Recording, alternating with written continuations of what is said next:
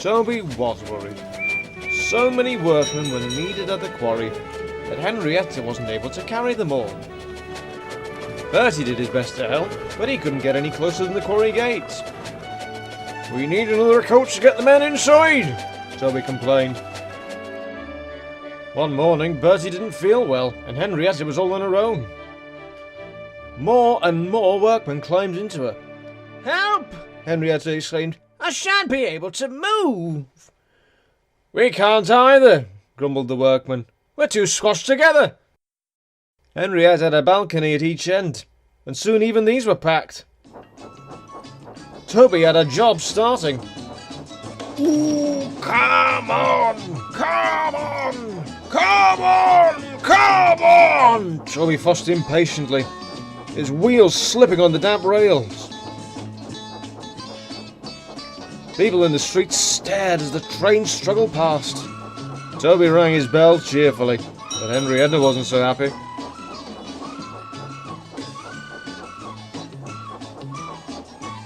Suddenly, a car came out of a side street in front of them. Toby's driver put on the brakes at once.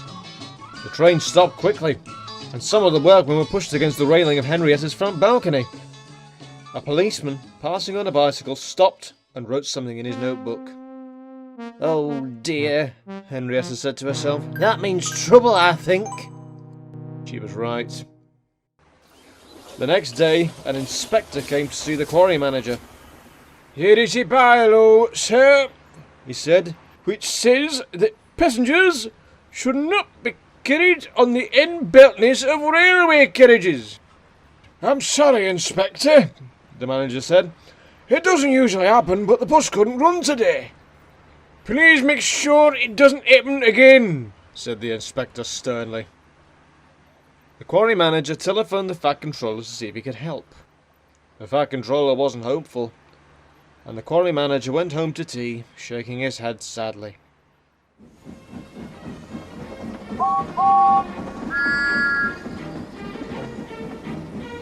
A few days later, Thomas stopped at the station by the river.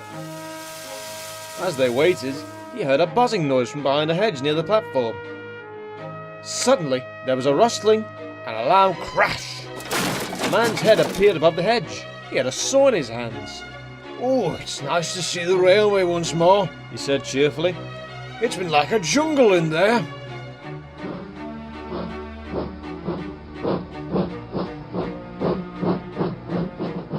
Later, Thomas stopped there again. "Hello," said a shaky voice. Thomas was puzzled, but his driver had heard it too. He looked over the hedge and saw a very old, very broken down railway coach. "What's your name?" asked the driver. "Victoria," replied the coach shyly.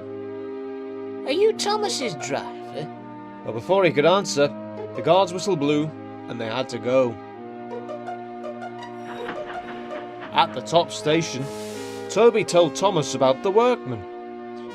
"I really need another coach," he said sadly. "Oh, we've just found one," Thomas said excitedly. "She's in an orchard near the river. And she's old and lonely." "She's got no wheels and her roof leaks like a sieve," interrupted Thomas's driver. "Don't even think about it." But Thomas did think about it and asked the Fat Controller. The Fat Controller listened, made some arrangements, and then telephoned the quarry manager. "Good morning, Toby and Henrietta." The manager greeted them the next morning. "It's gonna be all right," he went on. "The Fat Controller says don't worry about another coach, because he has something up his sleeve."